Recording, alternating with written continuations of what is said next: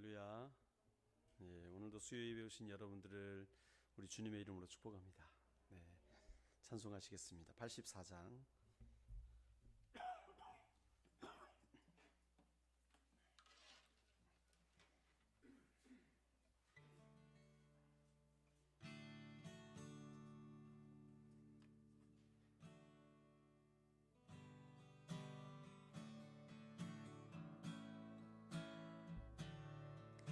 온 세상이 캄캄하여서 참 빛이 없었더니 그 빛나는 영광 나타나 온 세계 빛이었네.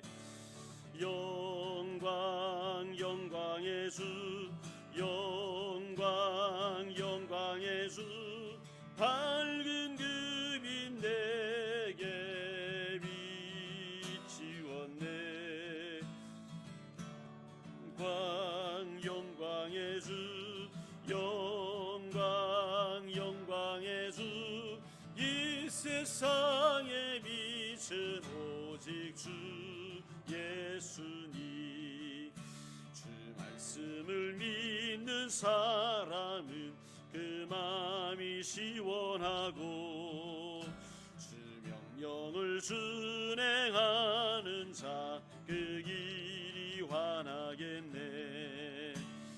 영광 영광의 주, 영광 영광의 주, 밝은 그 빛 내게 비추었네. 영광 영광의 주, 영광 영광의 주, 이 세상의 빛은 오직 주 예수니. 죄 가운데 사는 사람은 그 눈이 어두워도 그 죄악을 씻는 날에는 그 눈이 밝아지네.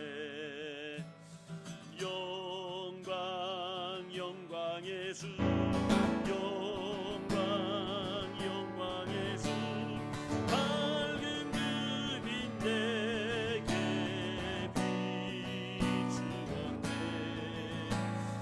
영광 영광의 주, 영광 영광의 주, 이 세상의 빛은 오직 주 예수님. 아멘. 우리 함께 기도하겠습니다. 이 시간에 기도할 때에 우리 대한민국을 위해서 기도하겠습니다. 이 시대가 정말 기도할 제목들이 너무나 많아요. 지금 정부에서는 백신 패스를 한다고 이야기를 하고 있고, 또 많은 사람들은 여러 가지 이유로 백신 패스는 잘못된 것이다, 헌법을 반하는 일이다 해서 백신 패스 반대 운동도 일어나고 있습니다. 지금 오미크론 변이 바이러스 때문에 전 세계가 몸살을 앓고 있다고 하는데, 사실 전염도는 굉장히 심각하지만 사망자는 나오지 않는 것 같아요, 별로. 그래서 이 문제에 대해서 과연 이것을 백신 패스로까지 끌고 가야 되느냐, 오미크론을 그냥 감기로 보아야 되지 않느냐, 이런 의견이 분분합니다. 그런 상황 가운데서 백성들은 나라에서 말해주는 그 뉴스를 듣고 판단을 해야 되는데, 그 뉴스가 여러 가지 잘못된 정보들이 많아서 무엇이 진실인지를 알 수가 없는 이 시대를 우리가 살아가고 있습니다. 그래서 정말 이 나라에 백신 패스라는 것이 사실은 제 생각에도 말이 되지 않습니다. 왜냐하면 백신이 여러 가지 문제들이 많이 있었잖아요. 부작용도 많이 있고, 또 지금 다른 나라 같은 경우에도 백신 때문에 이렇게 위드 코로나가 이루어졌다라기보다 한 번 온 나라가 코로나로 몸살을 앓고 난 나라들이 더 건강하게 이렇게 나아가는 걸 볼 수가 있어요. 그래서 정말 뭐가 잘못인지 뭐가 문제인지 우리가 구분을 할 수가 없습니다. 그래서 백신을 안 맞으면 어딜 못 간다, 그 다음에 10대들한테 백신을 맞춰야 된다. 위험성이 있는지 없는지 증명도 안 됐지만 이러한 모든 두려운 상황들이 자꾸 우리 앞에 있는 것이 지금의 현실입니다. 그래서 우리가 이 나라를 위해 기도합시다. 하나님, 국론이 분열되지 않게 하시고 마음이 하나 되게 하시고 정부도 정말 권력을 유지하는 데 목적을 두지 말고 백성들을 위하는 길로 나아갈 수 있도록 저희들의 마음을 이끌어 달라고 기도해 주시길 원합니다. 그리고 지금 대선 전국에 있지요. 좋은 대통령이 뽑혀져야 됩니다. 그래서 이 나라가 자유 대한민국으로 정말 하나님이 이끌어 가시는 나라, 선교 한국으로 거듭날 수 있도록 차기 대통령을 준비된 대통령 허락하여 달라고 그렇게 기도하시겠습니다. 그리고 지금 북한에서는 이전에도 그랬지만 오징어 게임을 들여왔다고 해서 총살을 시키고, 또 아버지란 그런 영화가 있나 봐요. 아버지 영화를 들여온 사람도 총살을 시키고, 그걸 본 학생들은 무기징역을 시키고, 그래서 평생을 탄광에서 그 노동형을 감행해야 되는 한국의 영화 하나 봤다고, 그런 지금 현실 가운데 있습니다. 이러한 정말 하나님을 경외치 않으니까 갈 때까지 가는 거죠. 우리 북한을 위해서도 기도합시다. 그 땅에 복음이 들어가게 해달라고. 정말 김일성을 시작으로 해서 김정일, 김정은까지 지금 오게 되었는데 하나님, 이 김씨의 독재가 끊어지게 하시고 하나님의 나라가 임하게 하여 달라고 우리 북한을 위해서도 기도했으면 좋겠어요. 그리고 지금 동성애 때문에 난립니다. 대통령 후보도 이재명 후보죠. 차별금지법이 필요하다. 그래서 입법을 해야 된다라는 입장을 강하게 말하고 있습니다. 그 말은 뭐냐 하면 동성애를 적극 지지하는 것입니다. 그리고 교회를 입막음하는 법을 세우자는 것입니다. 말은 동성애 차별금지법이지만 여러분, 성경을 바른 진리를 선포할 수 없게 하는 법입니다. 종교 억압법입니다. 그렇기 때문에 이것이 통과되어서는 안 돼요. 그런데 지금 문재인 대통령도 적극 지지를 하고 있고, 이재명 후보도 그렇고 민주당도 그렇고 180석을 유지하고 있는 이 국회의원들이 다 이것을 지지하고 있는데 국민들 청원에 의한 반대로 이거를 근근히 막아내고 있습니다. 그래서 정말 우리나라가 어떻게 보면 이들의 주장은 사회적 합의에 의해서 법이 만들어져야 된다라는 거거든요. 사회적 합의에 의해서. 여러분, 죄인된 인간이 합의하면 얼마나 합의하겠습니까? 성경으로 돌아가지 않으면 안 되거든요. 성경이 진리고 변함없는 도덕의 기준이고, 그런데 인간들이 합의하는 데서 뭐가 생겨납니까? 점점 더 죄가 아니라고 주장하는. 그래서 이제는 여러분, 간음죄도 이제는 굉장히 완화가 되고 여러 가지로 불편한 것들을 다 제해버리는 거예요. 죄 짓는데 죄책감 느끼는 그런 것들 다 하나하나 제거해버리는 거예요. 동성애도 죄가 아니었습니까? 그런데 그것을 이제는 공공연하게 드러내서 죄가 아닌 것으로 해서 서로 불편하게 하지 말자. 그게 사회적 합의라는 거예요. 사회적 합의. 여러분, 하나님을 경외치 않는 자들의 사회적 합의로 나아가면 망하게 됩니다. 소돔과 고모라로 나아갈 수밖에 없습니다. 우리 대한민국이 정말 주를 경외하는 백성들이 일어나서 이 나라에 거룩한 목소리를 낼 수 있는 그런 나라가 되게 해달라고 우리 함께 기도해야 될 것 같습니다. 그리고 양심의 자유, 신앙의 자유, 이 표현의 자유를 침해하는 이 차별금지법이 통과되지 않도록 기도해 주십시오. 한국 교회가 연합하여서 깨어 기도하는 그런 교회가 되어서 정말 이 시대에 수많은 세력들이 이 차별금지법을 통과시키려고, 아이들에게는 아예 어려서부터 학교에서 동성애 교육, 그 다음에 어떻게 하면 피임하는지 이런 것들을 초등학교 때부터 가르친다고 하잖아요. 관심도 없는 애들 불러다가 수업 시간에 어떻게 성행위를 하는지, 어떻게 하는 게 애 안 가지고 성행위를 즐길 수 있는지, 이런 것들을 어려서부터 가르친다는 거예요. 어려서부터. 기도해야 될 줄로 믿습니다. 또 우리 교회를 위해 기도합시다. 우리 화평교회가 정말 하나님의 진리가 우뚝 서서 이 강단에서 선포되는 말씀이 하나님의 마음이 그대로 전달되는 강단이 되게 해달라고 기도합시다. 그래서 저를 위해 기도해 주십시오.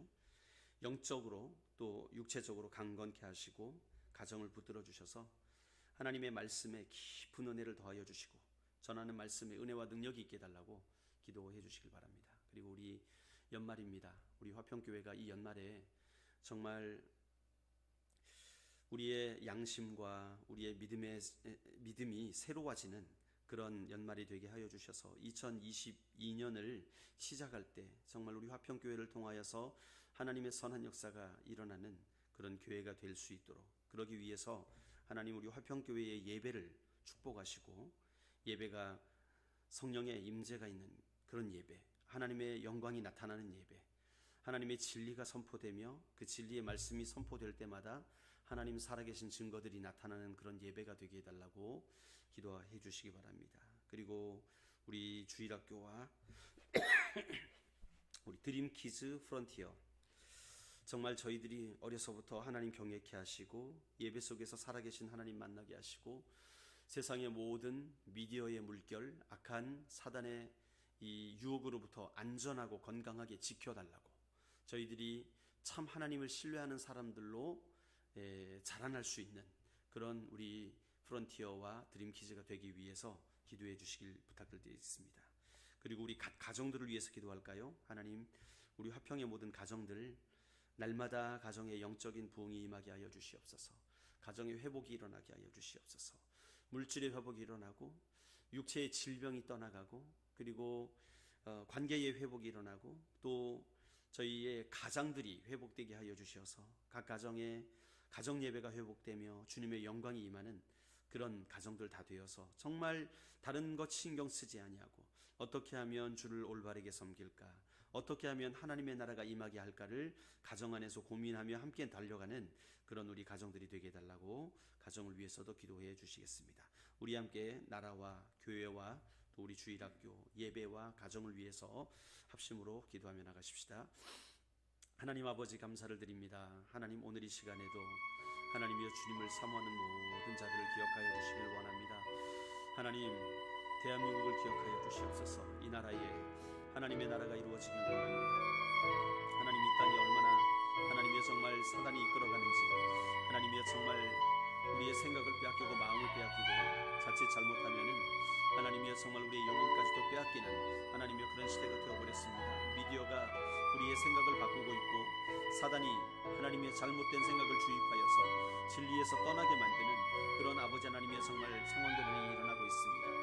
특별히 하나님 우리 대한민국에 하나님의 정말 백신 패스, 하나님 백신을 맞아야만 어딘가를 갈 수 있는 하나님 이런 억압적인 상황이 하나님 아버지 이루어지지 않게 하여 주시길 원합니다. 하나님이여 정말 이것을 통해 정말 국민들의 활동이 위축이 되고 하나님의 여러 가지로 하나님의 우리 섞인 목소리가 아버지 하나님의 저희들 가운데 설왕설래하고 있는데 하나님 아버지 정말 이 백신 패스가 하나님의 정말로 이루어지지 않고 모두가 어디를 가든지 하나님의 자유롭게 건강하게 교제하며 하나님의 활동할 수 있도록 인도하여 주시길 원합니다. 우선적으로 코로나가 사라져야겠습니다. 하나님 아버지 약한 질병을 하나님께서 제거하여 주시고 하나님 이 땅 가운데 하나님의 평강을 누리게 하여 주시옵소서. 하나님 아버지 대한민국이 회개의 자리로 나아가게 하시고 하나님이여 정말 주님 앞에 마음을 아버지 다하여서 엎드리는 교회가 되게 하여 주시길 원합니다. 하나님 아버지뿐만 아니라 우리 북한을 위해서도 기도합니다. 하나님 북한에서는 지금 한국의 드라마 한 편 봤다고 영화 한 편 봤다고 죽임을 당하고 정말 탄광으로 보내어지고 하는 이러한 일들이 일어나고 있습니다. 하나님 이게 어떻게 가능한 일입니까? 아버지 하나님 정말 이런 악한 일들 하나님 북한 땅에서 끊어지게 하시옵소서. 하나님이여 정말 자기 기분대로 정치를 하고 자기 기분대로 마음대로 사람을 죽이고 하는 이러한 모든 악한 일들이 끊어지게 하여 주시옵소서. 불쌍히 여겨 주시옵소서. 하나님 그 땅에 하나님을 경외하는 자들 하나님의 아버지 하나님이여 정말 예수의 이름을 부르기 위하여서 정말로 골방에 숨어서 이불을 덮고 숨소리를 죽여 기도하는 저희 북한의 모든 성도들을 기억하시고 하나님이여 그들의 모든 고백이 아버지 하나님이 열매가 되어져서 하나님이여 그 땅에 정말 피 뿌려 수비한 모든 자들을 통하여 하나님의 영광이 나타나며 주의 은혜가 그 땅 가운데 흘러넘칠 수 있도록 인도하여 주시길 원합니다. 아버지 하나님이여, 정말로 주님께서 북한 땅을 불쌍히 여겨주시고 하나님이여, 그 땅에 자유, 아버지 하나님이여, 정말 민주주의가 이루어지고 하나님이여, 정말로 마음껏 하나님을 경외하며 하나님이여, 정말로 내가 선택한 예수 그리스도를 찬미하며 하나님이여, 정말 주를 예배하는 데 자유를 얻을 수 있도록 그 땅에 아버지 하나님이여, 정말 모든 제재가 무너지게 하여 주시길 원합니다. 하나님 아버지, 정말로 북한 주민들 통제와 억압 가운데서 하나님이여, 정말로 독재 가운데 아버지 하나님이여, 숨죽이고 있는 모든 저희들을 용서하여 주시고 불쌍히 여겨주시고 주민들의 생명과 자유와 인권을 존중하는 정권이 세워지게 하여 주시옵소서. 하나님, 이 땅도 마찬가지입니다. 대통령을 비롯해서 대선 후보까지 하나님이여, 동성애가 선천적인 것이라며 차별금지법의 중요성을 주장하는 가운데 있습니다. 하나님이여, 이것이 세계적인 흐름이라고, 이것이 선진의 흐름이라고 주장하면서 하나님 아버지, 저희들 가운데 아버지 하나님이여, 이 땅의 모든 상식들을 깨뜨려버리고 이 땅의 모든 하나님이여, 정말로 아버지 악한 생각들을 아버지 하나님이여 만연시키고 있사오니 하나님 불쌍히 여겨주시고 긍휼히 여겨주시옵소서. 아버지 하나님이여, 정말로 주님께서 아버지 하나님이여, 저희들 가운데 하나님의 나라가 임하게 하여 주시옵소서. 아버지 하나님이여, 정말로 이 땅에도 아버지 하나님이여, 이 차별금지법을 주장하는 모든 자들의 주장이 하나님이여, 그들의 실체가 드러나게 하시고 그들이 아버지 하나님이여, 무엇을 위해 이렇게 하는 것인지 기독교를 말살하기 위하여서 하나님이여, 사단이 배후에 있고 하나님이여, 그들을 조종하는 것임을 깨닫게 하여 주시옵소서. 하나님이여, 정말로 이 땅 가운데 하나님의 이 차별금지법 아버지 하나님이여, 멈춰지게 하여 주시옵소서. 하나님, 정말로 사회적 합의에 의해서 이룬다 하나님이여, 그럴 수 없습니다. 하나님의 뜻에 의해서 하나님께 순종하는 자들에 의해서 아버지 하나님이여, 정말 법이 집행될 수 있도록 주님 은혜를 베풀어 주시길 원합니다. 하나님이여, 정말로 대한민국의 아버지 하나님이여, 그물 자유의 아버지 하나님이여, 모든 것들이 규제가 되고 하나님이여, 정말로 착구가 채워지는 모든 상황을 하나님이여, 통제하여 주시고 하나님의 통치로 임하여 주시길 원합니다. 하나님 아버지, 우리 화평교회를 붙잡아 주시길 원합니다. 우리 교회가 아버지 하나님이여, 건강한 교회가 되게 하여 주시옵소서. 우리 교회가 영혼 구원하는 교회가 되게 하여 주시옵소서. 하나님, 정말로 이를 위하여서 진리가 선포되어야겠습니다. 말씀을 증거하는 담임 목사를 기억하시고 하나님이여, 순결하고 거룩하게 하여 주시옵소서. 삶이 순결하게 하시고 말씀이 진리 위에 서게 하시고 가슴이 열정으로 타오르게 하여 주시어서 아버지 하나님이여, 정말로 전하는 말씀마다 하나님의 살아계신 말씀이 증거되게 하시고 아버지 하나님이여, 정말로 가족을 붙잡아 주시어서 멀리 떨어져 있지만 걱정하지 아니하고 주의 일을 아버지 하나님 쓸 수 있도록 주님 인도하여 주시기를 원합니다. 하나님 아버지, 우리 교회의 모든 아버지 직분자들 한마음 한뜻 뜨게 하여 주시고 아버지 하나님이여, 정말 영혼을 아버지 하나님이여, 정말 갈망하며 사랑하며 하나님이여, 건져 나가는 백성 되게 하여 주시기를 원합니다. 하나님이여, 꿈에도 소원이 영혼 구원이 되게 하시고 저희들의 마음이 하나님만을 향하고 하나님의 소원을 추구하는 주의 백성 되게 하여 주시기를 원합니다. 하나님, 우리 교회 예배가 회복되게 하여 주시옵소서. 하나님이여, 선명한 진리의 말씀이 선포되는 예배, 하나님의 임재가 거하는 예배, 성령의 역사가 나타나는 예배, 치유가 일어나고 회복이 일어나는 예배가 되게 하여 주시옵소서. 하나님이 우리를 만나 주실 때에 하나님, 우리의 모든 어그러졌던 삶이 회복되고 치유되게 하여 주시길 원합니다. 모든 막혀졌던 축복의 통로가 열려지게 하시고 하나님의 정말로 예언된 말씀, 예비된 말씀들이 우리의 삶을 고치며 새롭게 하는 살아있는 말씀으로 역사하게 하여 주시옵소서. 하나님 아버지, 우리의 다음 세대들 드림키즈와 프론티어를 붙잡아 주시고 저희가 성령과 진리 안에서 자라게 하여 주시옵소서. 하나님이여, 세상이 주장하는 모든 생각, 아버지 하나님이여, 미디어가 심어주는 악한 생각, 하나님이여, 이 망하는 아버지 하나님의 세대의 생각들 하나님이여, 다 거절케 하시고 하나님의 거룩한 생각으로 무장되게 하여 주시어서 이 세상에 하나님이여, 새벽 일설과 같은 흠없이 맑은 아버지 하나님이여, 주의 백성 주의 청년들로 일어나게 하여 주시기를 원합니다. 하나님이여, 정말로 우리의 다음 세대가 기도하는 세대 되게 하시고 우리 화평교회를 통해서 모든 가정들이 하나님이여, 정말 회복을 이루게 되는 놀라운 축복을 누리게 하여 주시옵소서. 오늘 이 밤에도 주님의 영광으로 임재하여 주시사 이 예배 가운데 기름 부어 주시옵소서. 할렐루야. 주님, 우리 하나님 감사드립니다. 하나님의 진리가 선포되는 그곳에 생명의 능력이 솟아날 줄로 믿습니다. 오늘 이 밤에 바로 이 자리에 주의 능력이 임하는 귀한 시간 되게 하여 주시고 하나님, 우리가 간구한 모든 기도가 응답되는 역사 있게 하여 주시옵소서.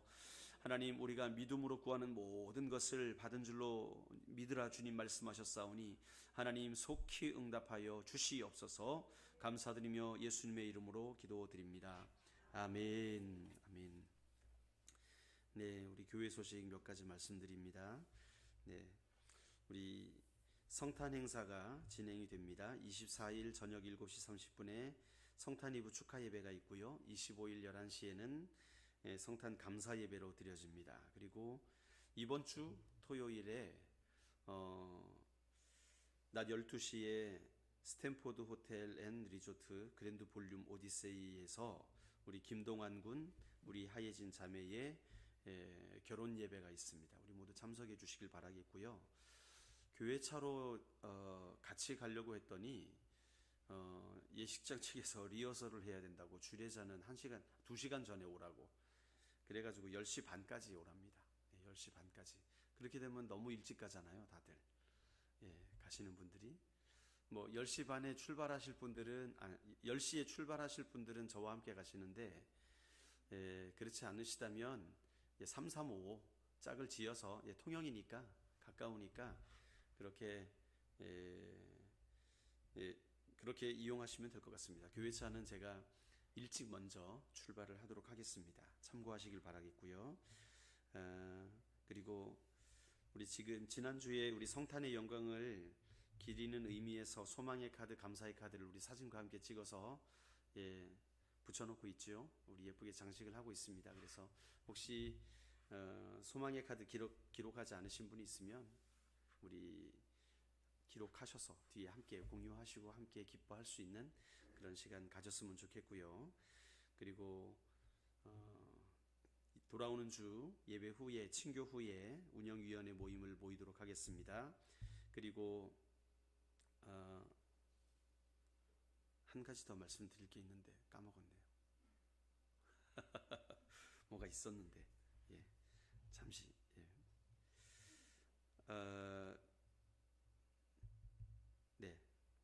다른 사항들은 주보를 참조해 주시고, 대강절, 우리 대림절 묵상이 계속되고 있죠. 대림절 묵상 날마다 한 구절씩, 두 구절씩 이렇게 읽어 나가면서 우리 주님의 오심을 기대하며 기리는 그런 시간들입니다. 우리 의미 있는 시간들입니다.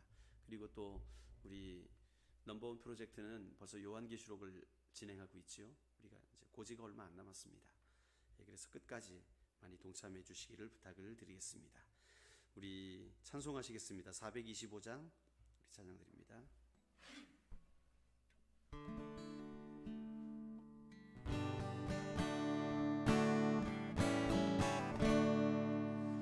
주님의 뜻을 이루소서.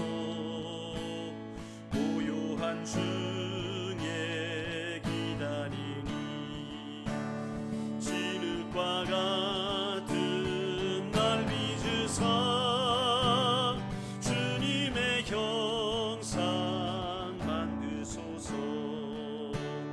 주님의 뜻을 이루소서.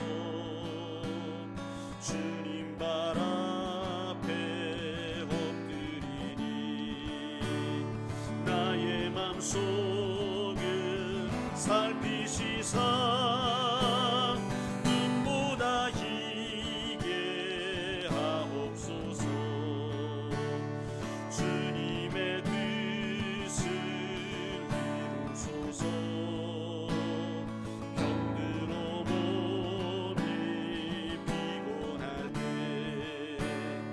권능의 손을 내게 펴사 강건케 하여 주옵소서. 주님의 뜻을 이루소서.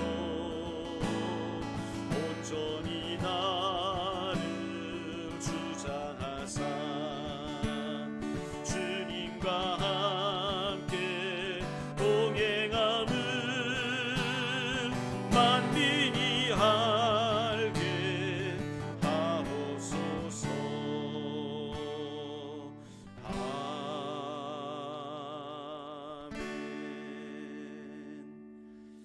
하나님의 말씀을 함께 보겠습니다. 로마서 15장 22절에서 33절까지 말씀입니다.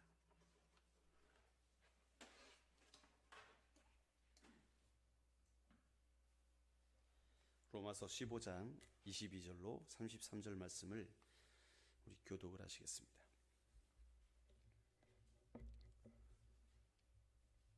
제가 22절 말씀 먼저 받들어 읽겠습니다. 그러므로 또한 내가 너희에게 가려 하던 것이 여러 번 막혔더니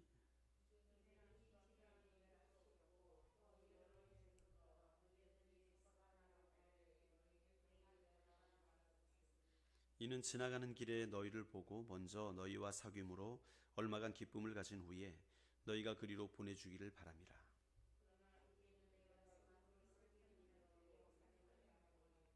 이는 마게도냐와 아가야 사람들이 예루살렘 성도 중 가난한 자들을 위하여 기쁘게 얼마를 연보하였음이라.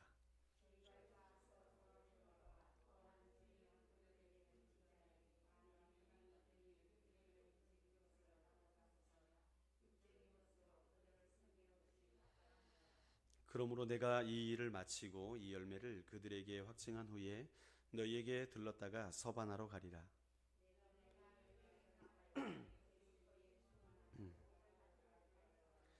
형제들아, 내가 우리 주 예수 그리스도와 성령의 사랑으로 말미암아 너희를 권하노니 너희 기도에 나와 힘을 같이 하여 나를 위하여 하나님께 빌어.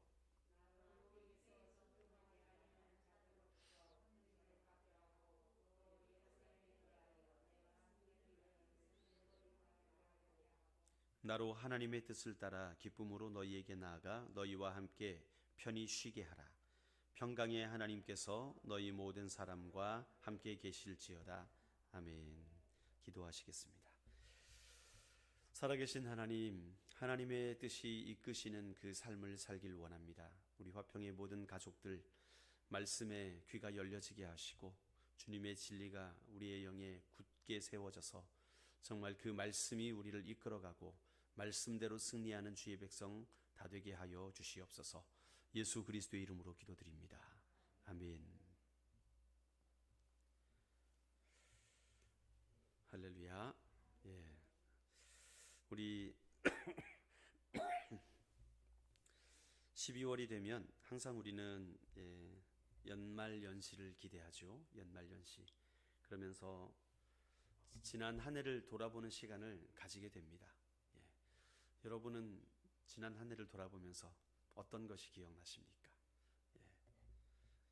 코로나가 제일 많이 기억나는 것 같아요. 매주 코로나 때문에 안 쓰던 마스크 쓰고 그렇죠. 저도 우리 교회 처음 부임해서 여러분들의 얼굴을 진짜로 다 본 게 얼마 안 됩니다. 하도 마스크만 쓰고 있으니까 아마 밥 먹기 시작할 때 얼굴 처음 본 분도 있는 것 같아요. 그 전까지는 마스크를 쓰고 맨날 생활하니까. 그래서 2020년, 2021년은 코로나와 함께 살았다 그래도 과언이 아닌 것 같아요. 그래서 우리의 마음이 정말 많이 위축됐잖아요. 여러분, 마음이 위축되면 할 것도 못하는 거 있죠. 마음이 위축되면 자신감이 사라지고, 자신감이 사라지면 계획을 세우는 걸 두려워하게 됩니다. 계획을 세우는 걸 두려워하게 되면 앞으로 전진을 하지 못하게 되는 것이죠. 그런 일들이 참 우리를 슬프게 합니다. 이 코로나로 인하여서 우리 특별히 한국 교회, 그 미국 교회는 별로 안 그러거든요. 제가 미국에 있다 왔지 않습니까? 2020년대는 미국에 있다 왔지 않습니까? 그런데 미국에는 뭐 몇 명까지 들어가라 이런 거 없어요. 그냥 알아서 건강 조심하세요 그러는 거죠. 그래서 마스크 쓰고 싶으면 쓰고, 이 백신 맞고 싶으면 맞고, 모든 것은 준비되어 있으니까 그렇게 각자 조심하시고, 필요한 분들은 온라인으로 예배 드리고, 나오실 분들은 나오시고, 그렇게 해서 다 길을 열어놓고 지금 그러고 있습니다. 지금도 뭐 미국에서는 큰 스테디움에서 게임도 하고 그래요. 사람들 다 모여가지고. 어쨌건 근데 이제 한국 뉴스가 좀 문제긴 합니다. 미국에서 안 그러는데 미국에서 그런다고 뉴스를 많이 내보내요. 그런 걸 많이 봤어요. 미국에서는 안 그랬는데 한국에서 미국 뉴스를 할 때는 그런다고 얘기를 할 때가 참 많이 있어요. 참 어지러운 세상입니다. 우리가 소망하는 것을 꼭 이루고 싶어 하는데 그것이 좌절될 때처럼 안타까운 그게 없어요. 대학을 가고 싶어 하는 아이가 대학에 떨어지게 될 때 얼마나 실망감이 크겠어요. 올림픽을 준비하던 선수가 선수의 발탁이 되지 않을 때 얼마나 안타깝겠어요. 금메달을 목표로 하게 됐는데 예선 탈락했다. 그러면 비행기 타고 돌아올 때 정말 그 씁쓸함은 정말 말이 아닐 것입니다. 우리가 소망하던 그것을 이루어야 되는데 이루어지지 않을 때 그것처럼 힘든 게 없어요. 여러분, 바울도 소망하는 게 있었습니다. 소망하는 것이 무엇이었냐 하면 땅끝까지 복음을 전하는 거였어요. 땅끝까지. 바울이 살아가던 시대의 땅끝은 유럽의 끝이었습니다. 지구는 둥글다는 것은 그 당시는 상상도 못했을 그런 때였고, 뿐만 아니라 그들이 동쪽으로 어딘가를 멀리 간다는 것도 상상을 못했었어요. 동쪽이라 해봤지 극동이다 그러면 어느 정도를 이야기하느냐, 이라크 정도 되면 거긴 극동이다, 그렇게 생각하는 세계관이었습니다. 그러니까 그들은 거의 중국과 문명을 접하지 못했던 시절, 그죠? 그 당시 실크로드가 있긴 있었어요. 실크로드가 있긴 있었지만 그쪽으로까지 이 로마의 세계가 침투하지 못했죠. 그렇기 때문에 로마의 세계관으로서는 땅끝은 바로 스페인이었습니다. 유럽의 제일 서쪽 끝 스페인. 그래서 이 바울은요, 예수 믿고 나서 그의 꿈, 그가 이루고 싶었던 꿈이 뭐냐? 예수님의 말씀대로 너희는 가서 만민에게 복음을 전파하라. 그제야 끝이 오리라 그랬잖아요. 그러니까 그렇구나. 땅끝까지 가서 복음을 전파하면 주님이 다시 오시겠구나. 그 주님 다시 오실 때까지 노래 부르면, 그때 노래가 있었으면 좋았을 텐데. 그 찬양을 부르면서 그 서바나 끝까지 가는 것. 그게 바울의 소망이었습니다. 그것을 오늘 이 로마서에서 그대로 표현을 하고 있어요. 바울이 로마 교회에다가 이 편지를 쓴 이유 중에 하나가 구제 헌금을 이 유럽 지역에서 쭉 모아가지고, 유럽 지역이라 하면 터키를 중심으로 하는 소아시아와 그 다음에 이 그리스, 마케도니아 지역 있죠. 이쪽을 유럽 지역이라고 표현을 합니다.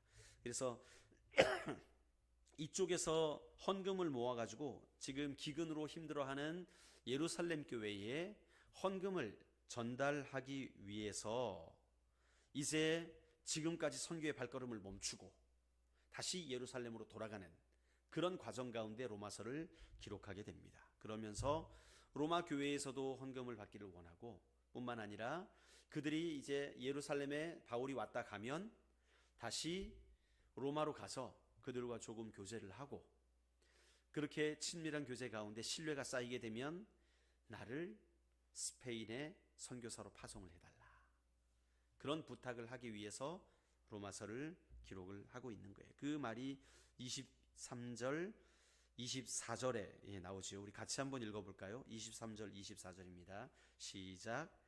이제 이 지방에 일할 곳이 없고 또 여러 해 전부터 언제든지 서바나로 갈 때에 너희에게 가기를 바라고 있었으니 이는 지나가는 길에 너희를 보고 먼저 너희와 사귐으로 얼마간 기쁨을 가진 후에 너희가 그리로 보내주기를 바람이라.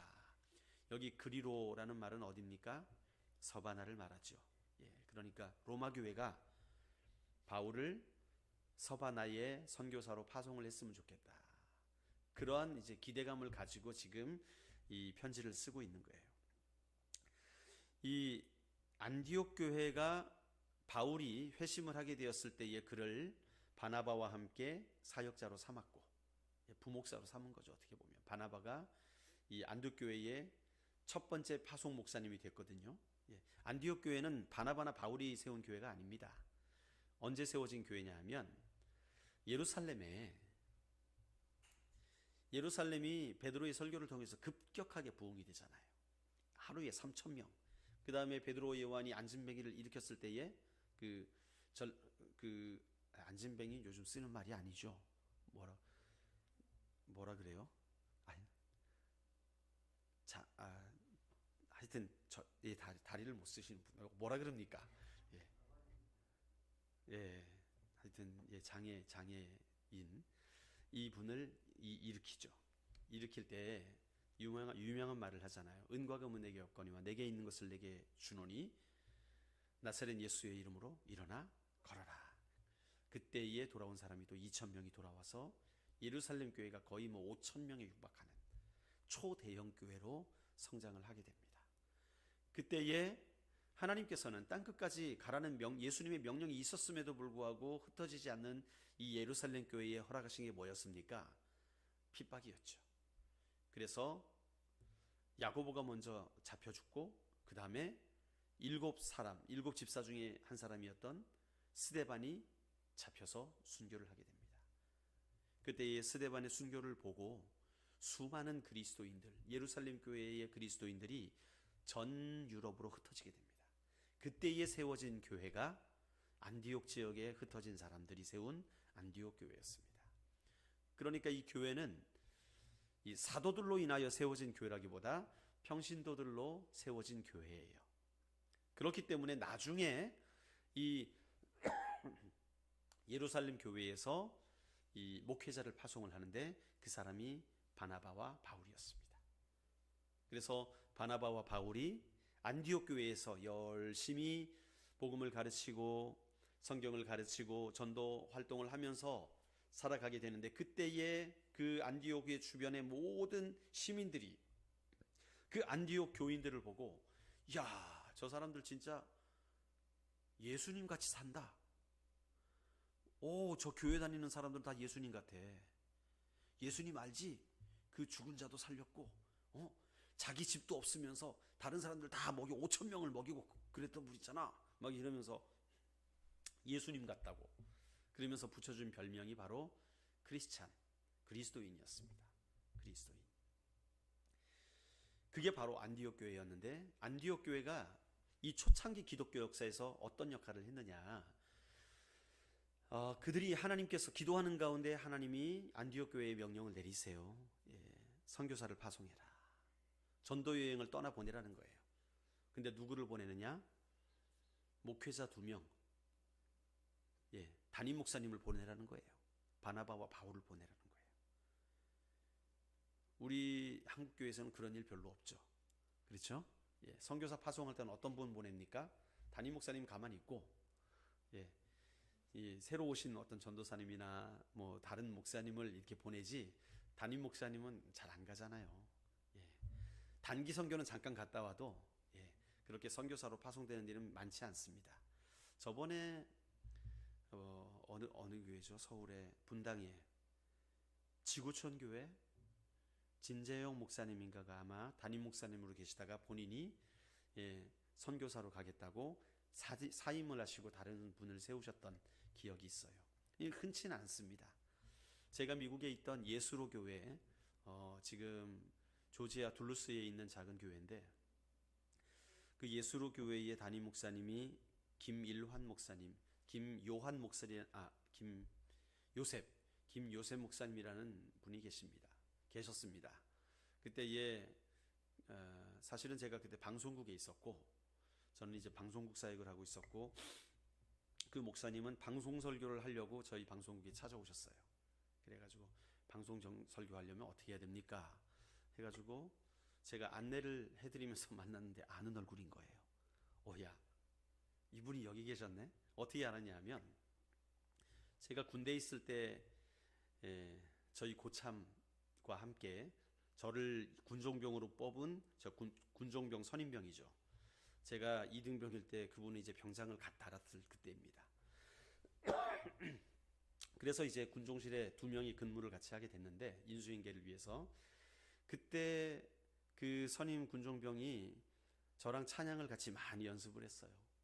찬양을 맨날 기타 들고 둘이 앉아가지고 사무실에서 앉아가지고 찬양을 연습하고, 주일날 찬양 준비하고 금요일 찬양 준비하고 하면서 찬양을 같이 많이 했는데, 그 찬양을 함께 많이 불렀던 악보 중에서 김일환 1집이라고 있어요. 아주 초창기 복음성가 가수입니다. 그 민희라 집사라고 들어보셨나요 혹시? 그 직후 세대예요. 그 직후 세대. 1980년대가 지나고 90년대가 딱 들어갈 그때, 90년대 초반, 중반 요때 찬양 가수로 활동했던 김일환 목사님이십니다. 그 목사님이 이 뭡니까? 그때는 악보집 나오는 게 유행이었거든요. 그 당시에. 그래서 우리 중고등부 때는요, 용돈 타면 악보집 샀어요.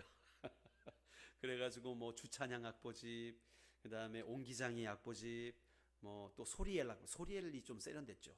소리엘 악보집 해가지고 이 찬양 새로 나오는 악보들 이렇게 출판해 내면 그때는 그거 사는 게 취미였고, 그거 이 사이즈 그 양이 재산이었습니다. 야 우리 집에 한번 와봐라. 이거 많이 있다는 거예요. 테이프 잔뜩 있고 막.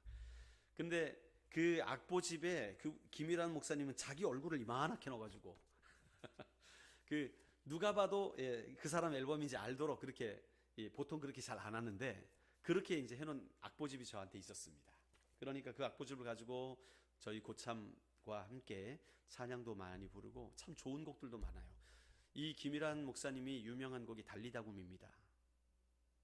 아시죠? 달리다굼. 그분이 짓진 않았지만 이분이 불러서 유명해졌어요.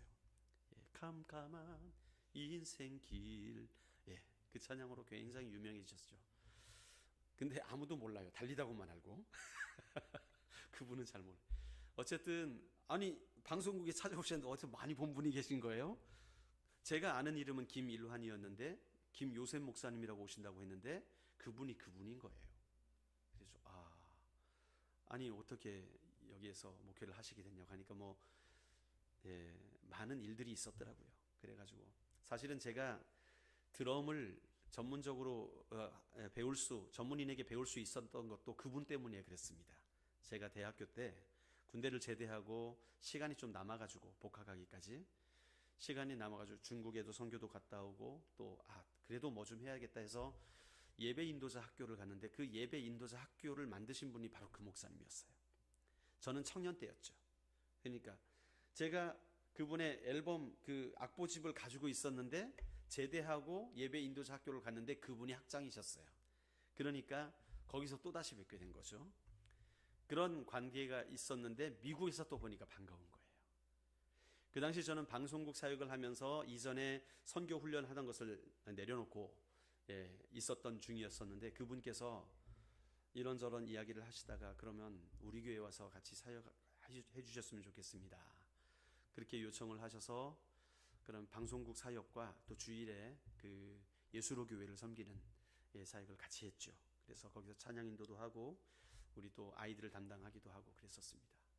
그런데 그분이 어느 날 갑자기 저는 캄보디아 선교사로 가게 되었습니다. 하나님이 부르셨습니다. 그러시는 거예요. 담임 목사님이. 그러니까 교인들이 어떻게 됩니까? 갑자기 강단 위에서 그렇게 선포하시니까 깜짝 놀라는 거죠. 이게 무슨 일입니까? 아니, 목사님 꼭 가셔야 됩니까? 거기 날씨도 더워요. 힘들어요. 아니 여기가 좋잖아요. 여기 날씨도 편안하고 교인들도 자리 잡고 있고 아니 얼마나 편하네요. 그냥 그렇게 목회하시면 되는데 왜 그 길을 가시려고 합니까? 하는데 목사님보다는 사모님의 열정이 더 컸어요. 사모님도 어떤 목사님의 따님이었어요. 그런데 굉장히 열정적이신데 그 부부는 아이가 없어요. 아이가 없기 때문에 우리는 선교사가 체질이다. 자녀 걱정하지 않고 어떤 오지를 가도 우리는 괜찮다. 걸리는 게 없다. 그러니까 우리는 선교하자. 이렇게 됐던 거예요. 그래서 지금은 캄보디아의 어떤 신학교에서 계시면서 거기에 주변에 있는 오지 선교, 오지 교회 선교를 지금 하고 계세요. 그래서 내년에 우리 교회도 올해 작년과 올해 선교를 제대로 후원하지 못했거든요. 그래서 파키스탄과 잘 연결이 안 되고 거기도 참 어려운 것 같은데 잘 연결이 안 되고 어차피 저는 잘 몰라요. 그쪽을 또. 그래서 이왕이면 함께 선교 나갈 수 있는 그런 선교지를 찾아야겠다 하는 와중에 저의 담임 목사님이셨으니까 그분을 섬겼으면 좋겠다라는 생각이 있습니다. 어쨌든 교회에서 담임 목사님을 선교사로 파송한다. 그러면 교회는 어떻게 됩니까? 문제가 커지죠. 파송하는 건 참 선하고 아름답습니다. 그런데 뒷감당은 누가 합니까? 남은 교인들이 알아서 해야 되는 거예요. 그런데 안디옥 교회는 어떻게 합니까? 처음엔 말립니다. 어떻게 갈 수 있습니까? 그러다가도 하나님의 명령이니까 그들이 바울과 함께 금식을 합니다. 온 교회가 금식을 하고 그러는 가운데 하나님이 응답하셨겠지요. 그래서 온 교회가 바나바와 바울을 안수하여 선교사로 파송을 합니다. 그래서 이 안디옥 교회가 1차 전도 여행, 2차 전도 여행 때 모든 물질을 바울과 바나바를 위해서 다 후원을 해요. 이 성도들이 아주 큰 역할을 합니다. 어떻게 보면 바나바와 바울은 파송받은 선교사고 안디옥 교회는 보내는 선교사의 역할을 다 담당을 했던 거예요. 자, 오늘 이 바울은요, 이제 그 선교 일정을 다 마치고 예루살렘으로 이제 돌아가야 됩니다.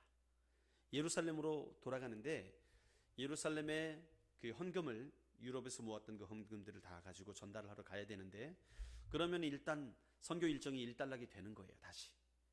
그리고 또다시 이제 서바나를 위해 선교 사역을 지금 준비하고 있는 거예요. 그 과정 가운데 지금까지는 안디옥 교회가 감당해왔던 그 일을 이제는 로마 교회가 담당하기를 원한다. 지금 그 고백을 하고 있는 것입니다. 왜냐하면 지리적으로도 안디옥에서 서바나까지 너무 멀어요. 선교 후원금을 전달을 해줘야 될 거 아니에요.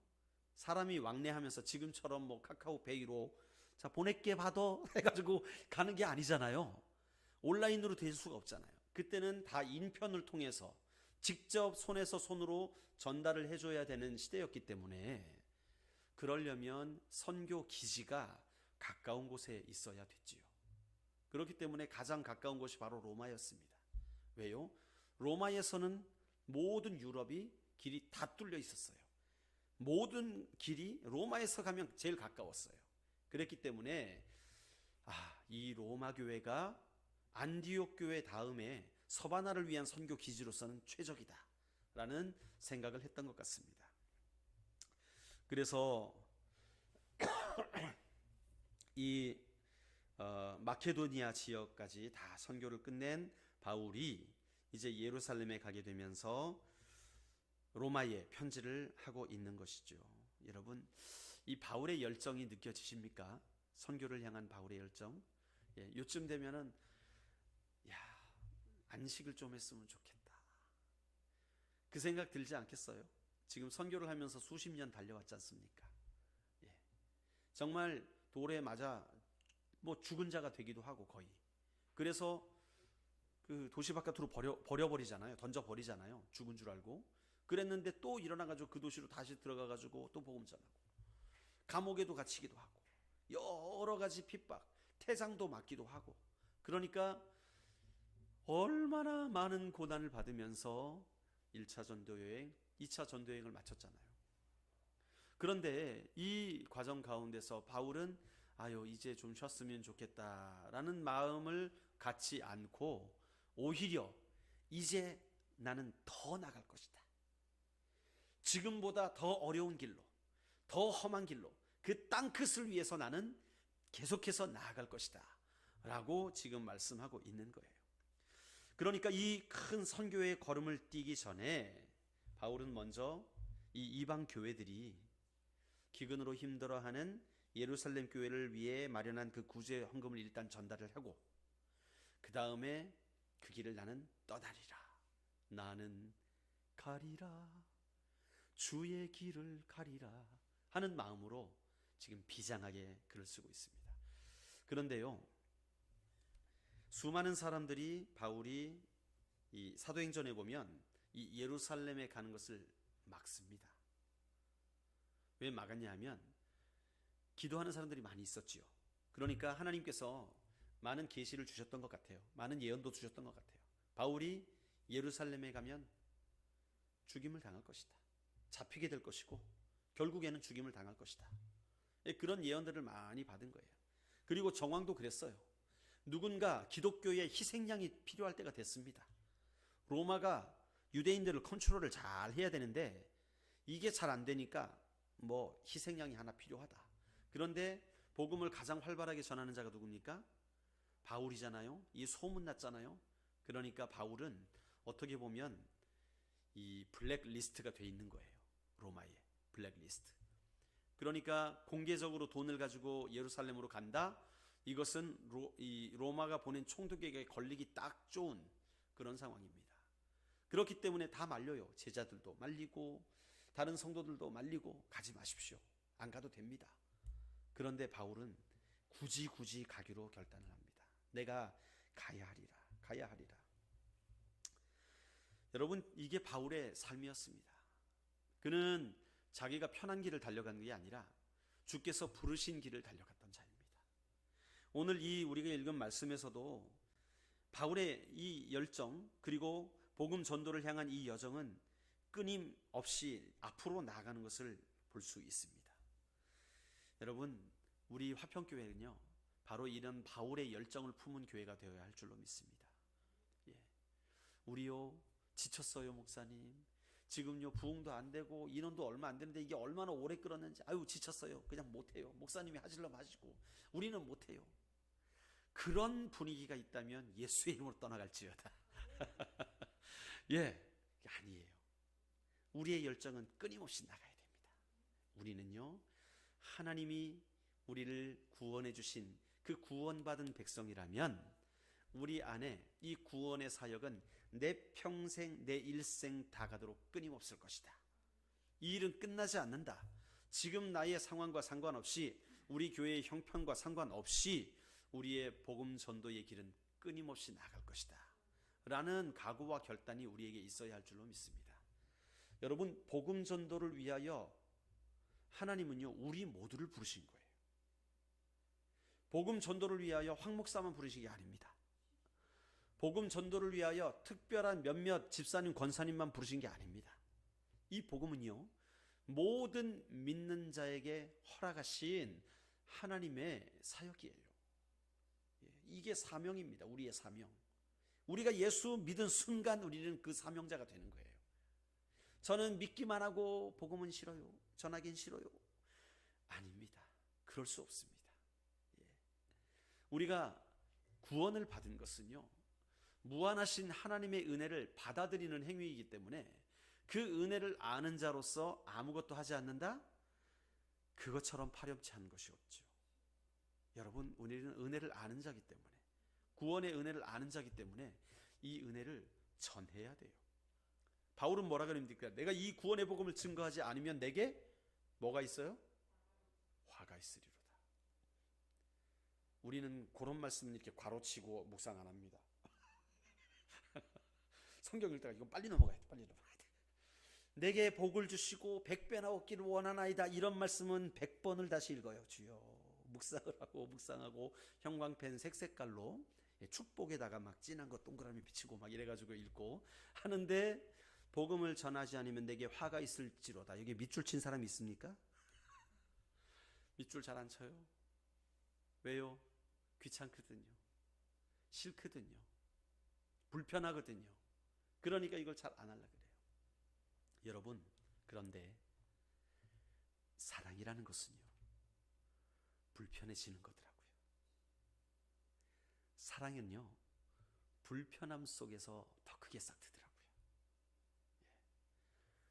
사랑은요 내가 불편하지만 여자친구를 집까지 데려다 줘야 되더라고요. 비합리적이지 않죠, 그죠? 효율적이지도 않아요. 그런데 데려다 줘야 되더라고요. 그래야 사랑이 싹트더라고요. 사랑은요 손해를 봐야 되더라고요. 내 주머니를 열어서 자꾸 선물도 사주고 밥도 사주고 데이트할 때 데이트 비용 내가 또 대고 그래야 싹트더라고요. 요즘 아이들이 이렇게 이야기하는 것 가운데 데이트 비용은 남자가 내야 된다, 여자가 내야 된다, 둘 다 내야 된다, 이거를 설문조사를 한 적이 있어요. 80%는 데이트 비용을 누가 내야 된다고 했을까요? 남자가 내야 된다. 맞아요. 20% 중에 몇 명은 각자 내야 된다. 그리고 한 2%인가가 여자가 내야 된다. 뭐 이렇게 있습니다. 희한하죠?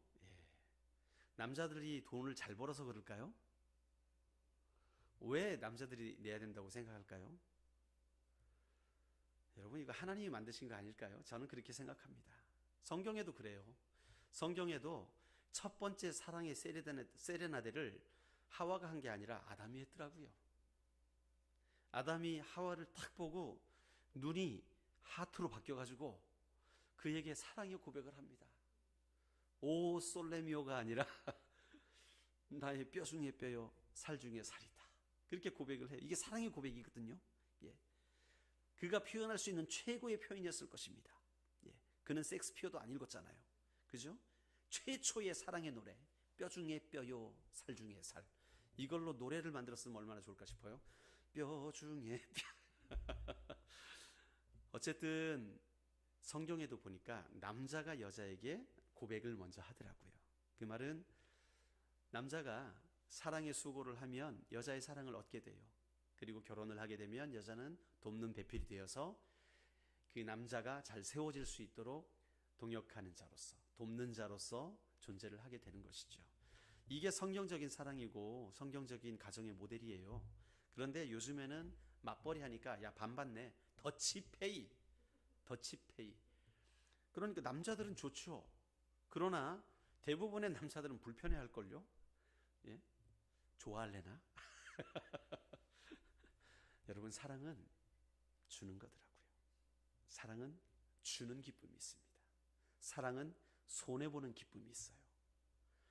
여러분, 이 사랑이요, 하나님께서 허락하신 콩깍지의 그 은혜의 기간 동안 놀랍게 적용이 됩니다. 콩깍지가 벗겨지는 순간 이제 계산적으로 돌아가잖아요. 결혼을 하고 몇 개월 지나게 되면. 그러나 연애하는 동안, 이 아름다운 콩깍지의 기간 동안은 너무나 정말 이상적인 사랑을 합니다. 그렇지 않습니까? 예. 이게 사랑이에요. 이게 어떻게 보면 하나님이신 그분이 우리 피조물을 사랑하시기 위해서 자신의 생명을 죽이신다? 말이 안 되는 거 아닙니까? 다시 만들면 되지. 싹 지워버리고 없애버리고 새로 다시 만들면 되지. 말씀으로 창조하시는 분인데. 그렇잖아요. 이게 합리적인 거 아닙니까? 여러분, 고장난 물건 고쳐 쓰는 거 참 불편해요.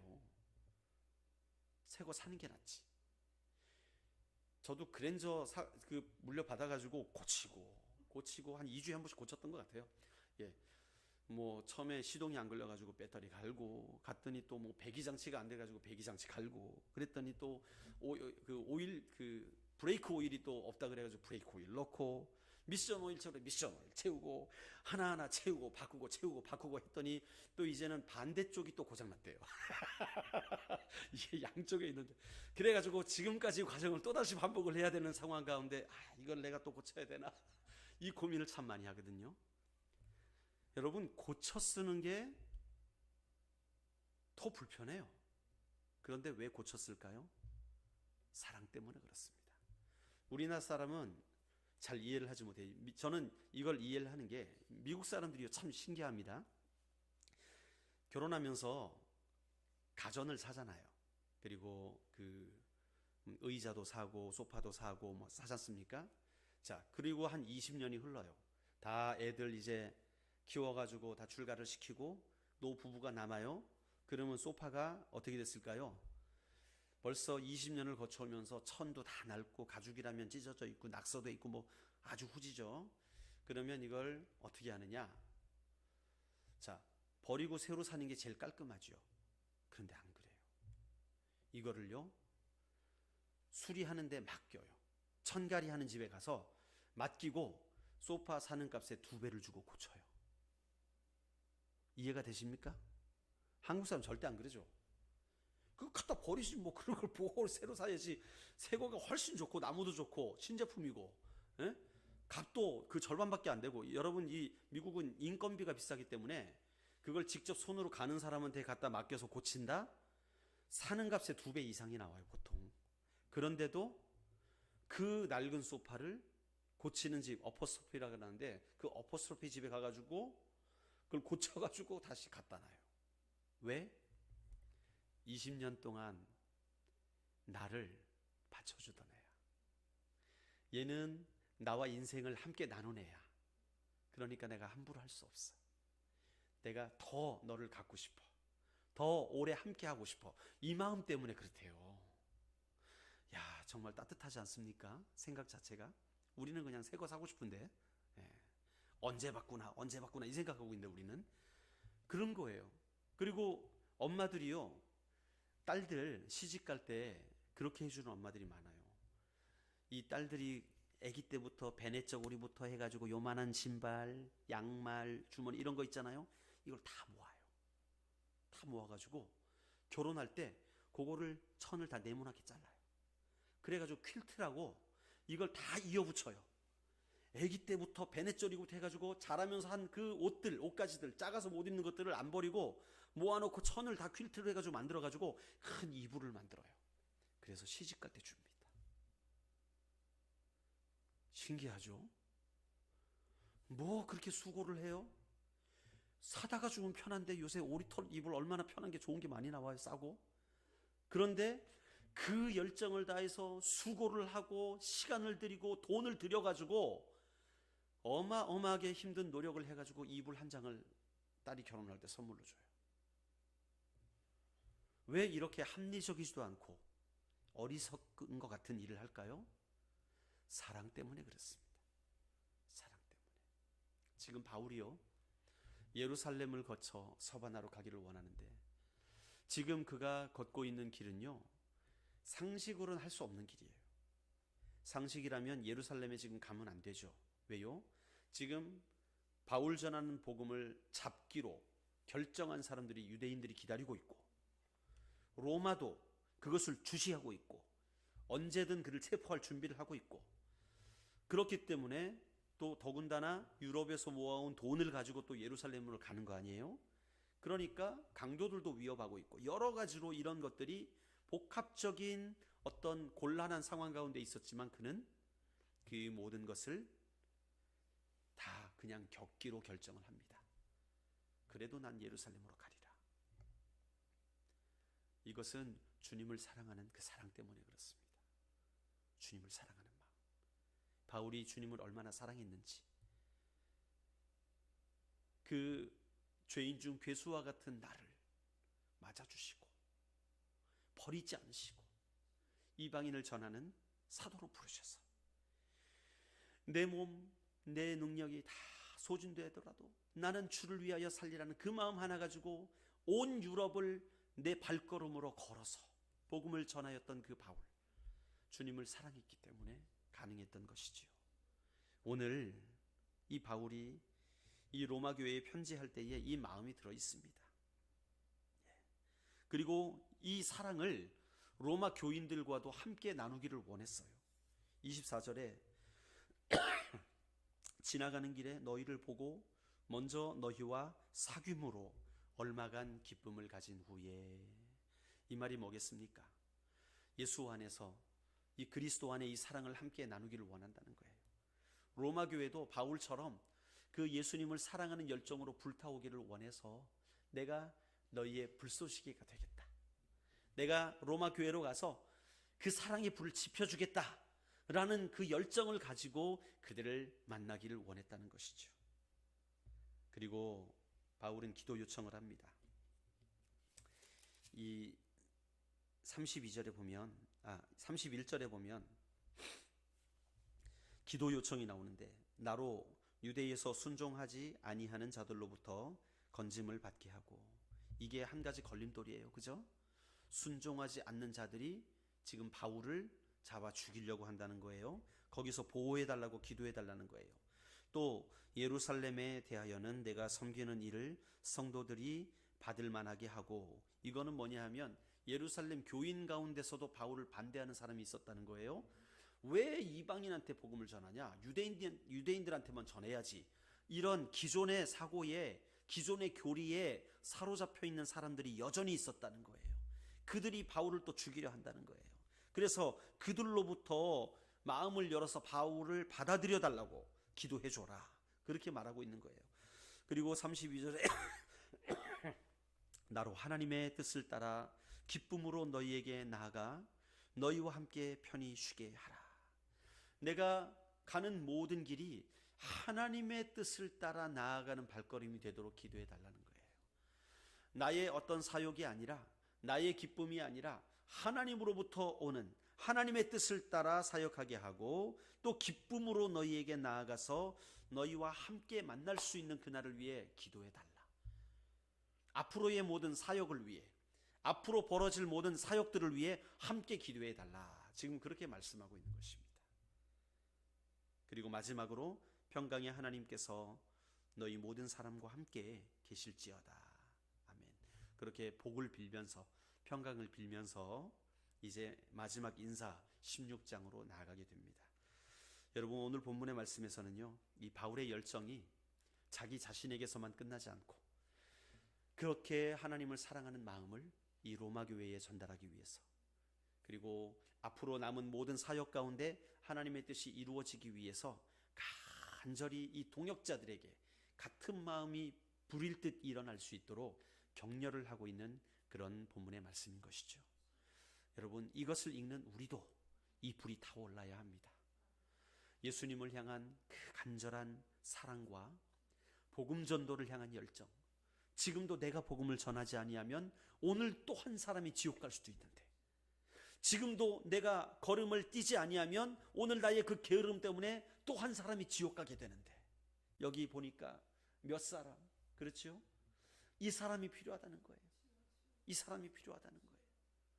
내가 그 사람이 돼야 되는데, 바울이 내가 모든 곳을 다 가지 못하지만 내가 가는 곳곳마다 거기서 또한 그리스도의 사랑으로 불일 듯 일어서 함께 복음의 동역자가 되어서 너희가 나를 위해 기도해주고 나도 너희를 위해 사역을 하고, 이렇게 연합하여서 하나님의 일을 함께 이뤄가자는 그런 열정을 가지고 지금 편지를 쓰고 있는 것이죠. 우리 화평교회가 이 바울의 마음을 그대로 전수받는 교회가 되시기를 주의 이름으로 축원합니다. 여러분, 이 땅 가운데 그랜저 타면 뭐하고 소나타 타면 뭐합니까? 그렇죠? 이 땅 가운데 38평 살면 어떻고 18평 살면 어때요?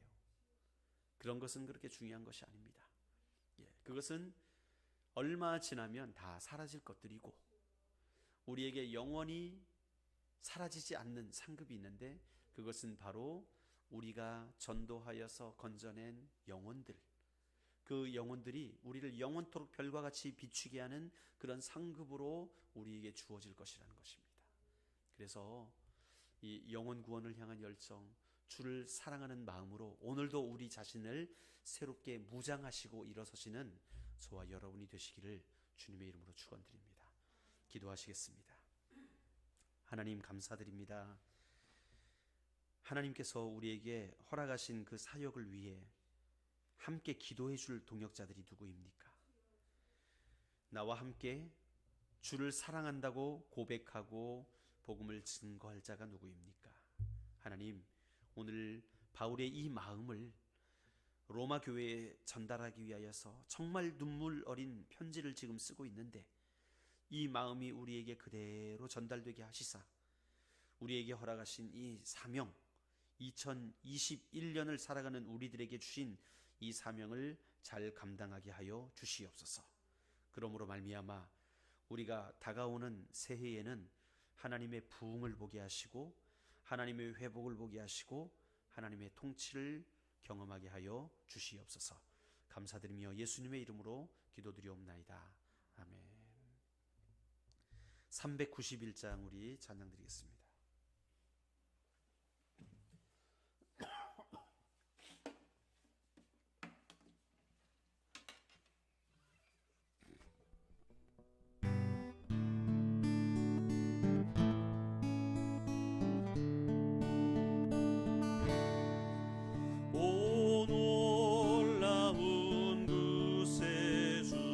예수 내 주 참 능력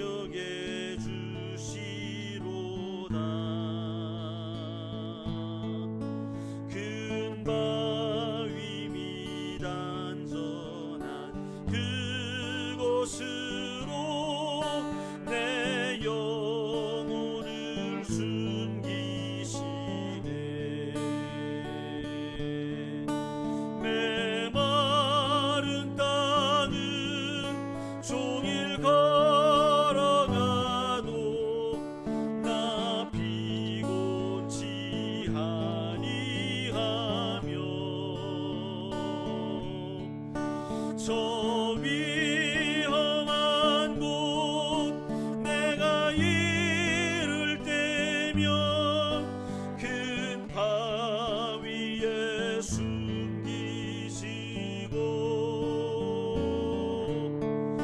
주 손으로 덮으시네. 온 올라온 곳에 주의